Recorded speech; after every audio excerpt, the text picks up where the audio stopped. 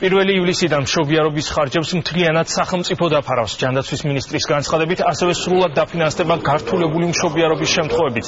ეს ცვლილება არ შეეხება იმ ადამიანებს, რომლებიც კორპორაციული დაზღვევით სარგებლობენ, ან 2013 წლის 28 თებერვლამდე იყვნენ დაზღვეულები. მშობიარობის ფასები მისი თვითღირებულებიდან გამომდინარე სამშობიაროებთან შეთანხმებით დადგინდება. იმ შემთხვევაში, თუ მშობიარე განსაკუთრებული სერვისით სარგებლობას გადაწყვეტს, დამატებითი ხარჯების დაფარვა თავად მოუწევს. ასევე გაიზარდება ორსულობის პერიოდში გამოკვლევების რაოდენობაც.